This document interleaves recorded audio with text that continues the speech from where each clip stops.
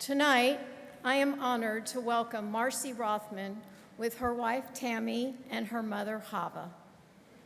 Many of us see Tammy, Marcy, and her mom every Shabbat, welcoming everyone, chanting along, and enjoying being a vital part of this congregation.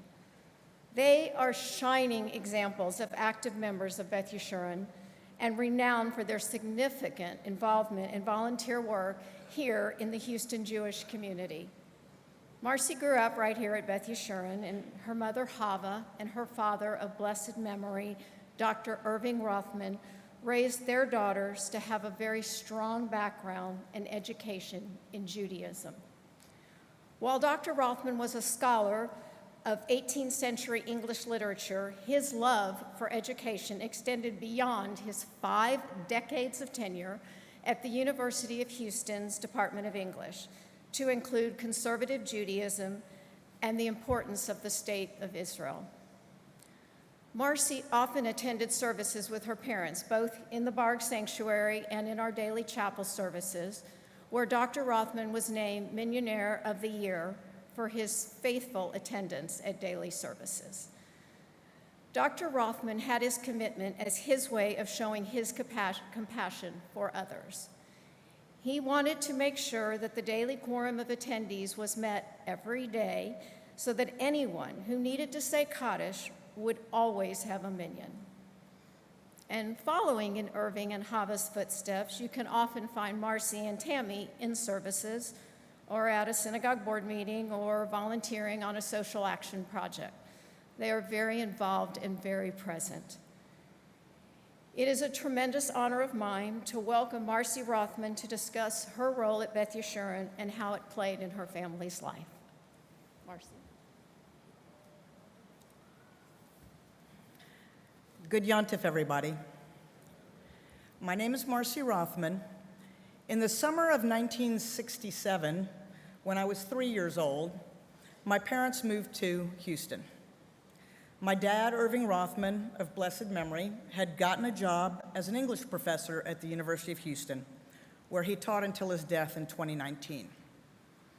It was at a time before the internet and before email.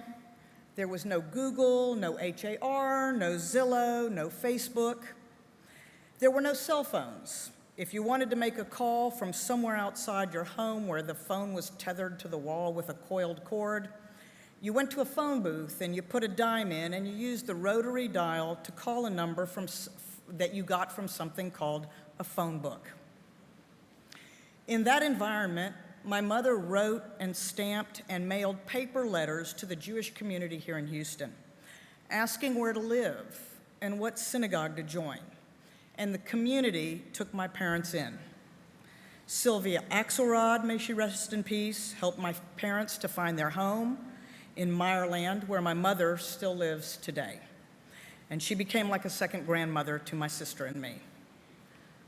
Mother and Dad joined Beth Yeshurun, but my dad was a school teacher. So to pay for our commitments, he began a 40-year labor of love teaching at the Hillel High School. Most of the conservative Jewish kids in Houston who grew up between 1967 and the early 2000s were taught in some way by my dad.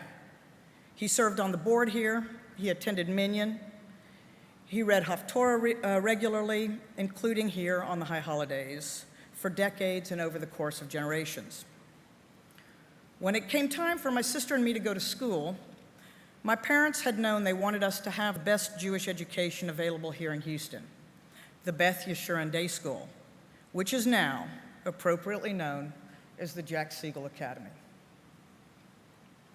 During those years, and throughout his time as our rabbi, you could hear Rabbi Siegel's distinct voice reverberating down the hallways. He spent time in every section of what was then the open concept classroom where all of the classes were held. In my mind's eye, I can still see him standing at the center of this sunken lecture area that they had, youthfully becoming part of the class, capturing our imagination with Bible stories and leading us on our journey of Jewish faith. Along with our parents, he built our Jewish identity, by making our history and our practices come to life. You would be hard-pressed to find anyone from that time in the life of Beth Yeshurun who did not participate in following him, you can see it on the screen, following him at Passover time, dressed up like Moses, often in his talit, but always carrying this enormous 7-foot staff. All of the kids would follow him, and we would march from the synagogue down into the bayou and all the way to the JCC, reenacting the Exodus story. I think I'm going off script here. The young man in the white shirt, I think, is Michael Mukasey, and the young girl next to him, I think, is my little sister, Andrea. So we continued our Jewish education here during high school. We were bat mitzvahed here. My sister was married here. When I had a life-threatening illness some years ago, I woke up in the hospital to Rabbi Siegel's familiar voice, saying the Shema with me. Tammy, my spouse, went through Rabbi Morgan's conversion classes here, and as soon as UOS opened after the pandemic, she went to the mikveh under the supervision of Rabbi Fort and the rest of her Beit Din, Rabbi Morgan, and members of our synagogue. Our friends have been married here. Their babies have been named here.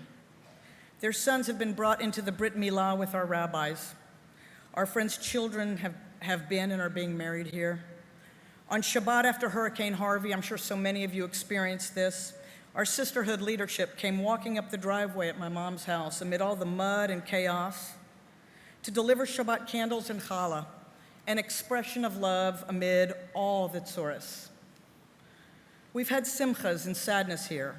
It's where we find our community at important times in our lives. Like so many of you, we've sat in the same seats in the Barg Sanctuary for 56 years. This sanctuary, those seats, they're home for so many of us, and I hope all of us. And for the people who are new here and are starting to put down roots, you will find those same connections. This is a wonderful place. And it is from those seats last year, during the High Holiday Appeal, that I started thinking in detail about Rabbi Siegel's message. He focused on how important it is that Beth Yeshurun be here for years to come. That is why I'm standing here in front of you tonight. We are Am Yisrael. We will always survive.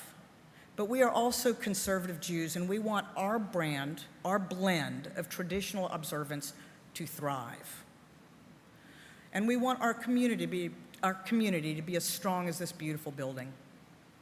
This year, our Chai Appeal is just a little different.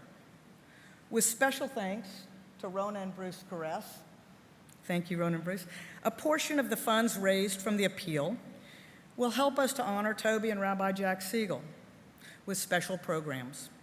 The idea is to enhance everyone's spiritual and intellectual connections to Judaism as a living tribute to Rabbi Siegel.